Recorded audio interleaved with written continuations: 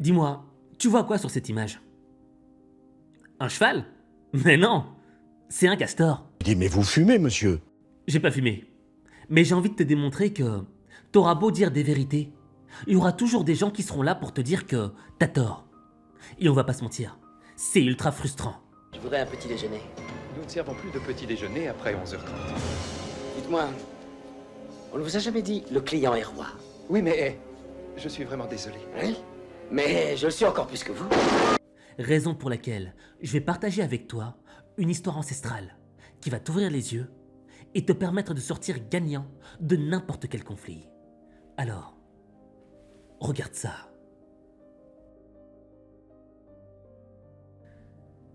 Un âne dit au tigre « L'herbe est bleue ». Le tigre rétorque « Non, l'herbe est verte ». La dispute s'envenime et tous deux décident de la soumettre à l'arbitrage du lion, le roi de la jungle. Bien avant d'atteindre la clairière où le lion se reposait, l'âne se met à crier « Votre Altesse, n'est-ce pas que l'herbe est bleue ?» Le lion lui répond « Effectivement, l'herbe est bleue. » L'âne se précipite et insiste. « Le tigre n'est pas d'accord avec moi. Il me contredit et cela m'ennuie. S'il vous plaît, punissez-le. » Le lion déclare alors « Le tigre sera puni de 5 ans de silence. » L'âne se met à sauter joyeusement et continue son chemin, heureux et répétant « L'herbe est bleue, l'herbe est bleue. » Le tigre accepte sa punition, mais demande une explication au lion. « Votre Altesse, pourquoi m'avoir puni? Après tout, l'herbe n'est-elle pas verte ?» Le lion lui dit « En effet, l'herbe est verte. » Le tigre surpris lui demande « Alors, pourquoi me punissez-vous » Le lion lui explique « Cela n'a rien à voir avec la question de savoir si l'herbe est bleue ou verte. Ta punition vient du fait qu'il n'est pas possible qu'une créature courageuse et intelligente comme toi ait pu perdre son temps à discuter avec un fou et un fanatique qui ne se soucie pas de la vérité ou de la réalité, mais seulement de la victoire de ses croyances et de ses illusions. Ne perds jamais du temps avec des arguments qui n'ont aucun sens. Il y a des gens qui, quelles que soient les preuves qu'on leur présente, ne sont pas en mesure de comprendre. Et d'autres, aveuglés par leur ego, leur haine et leur ressentiment, ne souhaiteront jamais qu'une chose, avoir raison, même s'ils ont tort. Or, quand l'ignorance crie, l'intelligence se tait. Ta paix et ta tranquillité n'ont pas de prix. C'est une histoire qui peut paraître débile quand on l'écoute au début. De l'herbe bleue, un âne qui parle, bref, on se croirait dans Shrek. Mais la vérité, c'est que la chute, elle est ultra puissante. Et il y a 3 leçons de vie dans cette histoire. La première, c'est la valeur du temps. Tu vois, dans notre vie, parfois, on s'enfonce dans des débats, comme tu vois à la télévision. Monsieur Collard, Monsieur Collard, oui, c'est insupportable, c'est insupportable, coupez-leur le micro, c'est insupportable. Des débats où les gens crient, où tu sens qu'il y a de l'énergie négative. Mais j'ai remarqué un point commun à tous ces débats que je vois à la télévision. Ils ne débouchent sur rien. Il n'y a aucune solution concrète qui est apportée. Au fait, ce sont des débats stériles, de l'ergotage. Ça n'apporte rien, ça ne change rien. Ça nous a juste fait perdre du temps et de l'énergie. Alors que ce temps, on aurait pu le concentrer à notre développement personnel ou à soutenir nos proches. Je me souviens, j'avais vu une vidéo sur Instagram où il y a un mec qui disait « Tu vois, l'argent, tu peux le perdre, mais demain, tu peux refaire 10 fois plus. » Mais le problème avec le temps, ce qu'il diffère de l'argent, c'est que une fois que tu as perdu un temps, tu ne pourras plus jamais le récupérer. Raison pour laquelle il faut que tu retiennes cette phrase, cette punchline de MC Solar. L'aigle ne chasse pas les mouches.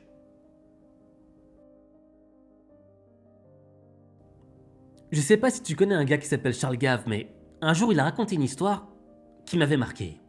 Donc vous êtes un monde qui est quand même curieux, où quand j'étais jeune, je faisais des tournois de tennis, parce que je jouais au tennis beaucoup, et à Lannemezan, qui est une petite ville du sud-ouest, dont je faisais le tournoi avec régularité, je l'ai même gagné, mais il y avait un asile de fous.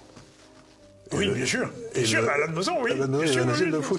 Et le terrain était entretenu par les fous, qui étaient très sympathiques. Et on nous disait, alors, ils sont très très gentils, mais si vous dites quelque chose, vous les contredisez pas, hein, parce que... Donc on savait très bien, dans les asils de fous, qu'il y a un truc qu'il fallait pas faire, c'était contredire le gars qui disait qu'il était Napoléon ou Hercule ou j'en sais rien, quoi. Et on sent bien qu'aujourd'hui, on est dans un monde de fous. Les fous ont pris le contrôle de l'asile. Et nous n'avons pas le droit de les contredire. Mais pas du tout. Ils sont très fâchés si on les contredit, donc ils veulent nous empêcher de dire qu'ils sont fous. Ça t'est déjà arrivé de parler avec un fou? D'entrer en contradiction avec un fou? Et de voir comment est-ce qu'il pète un plomb? En général, ça arrive avec des personnes qui prennent beaucoup de stupéfiants. Quand tu entres en contradiction avec eux, tu vois qu'ils passent de 0 à 100 en une seconde. Tu les reconnais pas. Et quand tu commences à rentrer dans ce genre de discussion avec eux, tu commences à stresser, tu commences à angoisser. Pas que t'aies peur, non, mais il y a une ambiance qui est délétère. Et tu vois, le problème de ce genre de discussion, c'est que ça génère du stress, de la haine. Parce que toi, ton point de vue, il est juste, il est logique. Mais la personne en face de toi, elle est tellement ailleurs qu'elle n'acceptera jamais la contradiction, même si elle sait que ce que tu dis est vrai. Pourquoi? Parce qu'elle veut avoir raison. Parce que c'est son ego qui l'emporte. Et tu vois, en réalité, lorsque tu rentres dans ce genre de débat anxiogène, c'est comme si tu mettais les pieds dans du sable mouvant. Or, le meilleur moyen de sortir de ces sables mouvants, c'est un de mes profs qui me l'a appris. Un de mes profs qui portait des rastas. Allez, calme, vous voyez de qui je parle. Et ce prof, il m'avait dit, Monsieur Aziz, calmez-vous d'abord. C'est vrai que j'étais tout le temps excité, tu vois, il me disait tout le temps, calmez-vous, calmez-vous, calmez-vous. Et il me disait, lorsque vous êtes face à une personne qui est en contradiction avec vous, ce que vous devez comprendre, c'est que la personne ne supporte pas de ne pas être entendue. Donc, le meilleur moyen de lui répondre est de lui dire « Je vous ai compris. Même si je ne suis pas totalement d'accord avec vous ou que je n'ai pas totalement compris le sujet, je comprends votre point de vue. » En disant ça, tu désamorces la bombe. Pourquoi? Parce que la personne, lorsqu'elle t'entend dire « Je te comprends », dans son esprit, c'est « Il m'a écouté et j'ai gagné ». Il faut que tu lui laisses l'impression qu'elle a gagné. Donc en lui disant « Je t'ai compris », hein, Charles de Gaulle, je vous ai compris, tu vois. Je vous ai compris. Tu donnes l'impression à la personne qui est en face de toi qu'elle a remporté le game. Même si t'es pas totalement d'accord avec. Mais tu sais que rentrer dans un débat conflictuel avec cette personne va te déséquilibrer ta paix intérieure.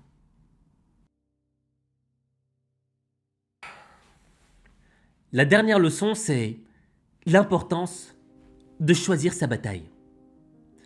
Est-ce que tu connais le combattant Francis Ngannou? Francis Ngannou, il n'y a pas longtemps, il a fait un combat de boxe contre Tyson Fury, le champion du monde. Et Francis Ngannou a épaté la planète entière. Pourtant, c'était pas gagné. Parce qu'au début, il y avait personne qui croyait en lui. Et je me souviens, il y a quelques années de cela, il y avait des gens qui arrêtaient pas de le clasher. Et lui n'a jamais répondu. Et voici ce qu'il avait répondu en interview. Tu penses que les gens douteront encore de toi? Le sceptique est un sceptique. S'il veut douter, il doute. Peu importe ce qu'il se passe, ils douteront toujours. Il ne faut pas se focaliser sur les sceptiques. Il faut se concentrer sur les croyants. Concentre-toi sur toi-même au lieu de ces gens qui t'entourent. Les gens douteront toujours. Certaines personnes doutent, certaines personnes haïssent, certaines personnes font certaines choses. Ce sont comme des serpents. Ils sont faits pour mordre. Et ensuite, toi, tout ce que tu as à faire, c'est d'avancer. Au fait, ce que tu comprends là, c'est quoi? C'est que tu dois avoir la sagesse de choisir tes batailles. Parce que il y a certaines batailles où on veut t'attirer qui sont des pièges. Parce que les dés sont pipés d'avance. Quand tu vas sur le ring, sur le champ de bataille d'une personne, elle y impose ses propres règles. Et t'auras déjà perdu d'avance. Ça ne sert à rien. Raison pour laquelle t'entends jamais Francis Ngannou clasher quelqu'un, malgré qu'il y ait plein de gens qui l'aient clashé. L'idée c'est quoi? C'est de choisir son chemin. Quel est le chemin de ton destin? Ce chemin qui te mène vers ton objectif, vers ton rêve, c'est lequel? C'est celui-là? Alors marche droit. Marche sur le droit chemin. Et évite ceux qui veulent t'attirer sur leur champ de bataille. Parce que si tu vas sur leur champ de bataille, tu t'oublies. T'oublies ton chemin à toi. Et tu t'éloignes de tes rêves. Or, le meilleur moyen de se venger d'un ennemi qui te clash, même si ça te blesse à l'intérieur, même si c'est frustrant à l'intérieur, c'est de devenir meilleur que lui.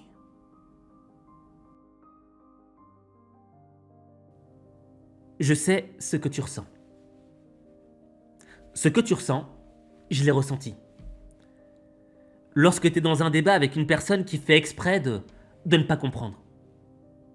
Lorsque tu as quelqu'un qui a envie de te blesser intentionnellement, avec des mots méchants et durs. Quand quelqu'un veut t'humilier en public. Je sais ce que tu ressens. Ça blesse, ça fait mal. Mais ça, c'est ce que tu ressens à l'instant T. Mais une fois qu'il y a une minute qui est passée, t'as un petit peu moins mal. Et la minute d'après, t'as encore un peu moins mal. Jusqu'à arriver à une certaine minute où t'as plus mal. Pourquoi? Parce que tu te rappelles de ton chemin, de ta bataille, de ton objectif. Et tu sais que le meilleur moyen de te venger, c'est de devenir meilleur que cette personne-là. Et être meilleur que cette personne, c'est de ne pas aller sur son champ de bataille, mais de continuer à te diriger sur ton propre chemin à toi. Ce chemin qui va faire la personne que tu dois réellement être. Ce chemin qui fera que lorsqu'on te regardera, on t'admirera. Tu seras inspirant. Et c'est là, à cet instant-là, que tu vas transformer ta vie. Mais ta vie, il n'y a que toi qui peux la transformer. Il n'y a que toi.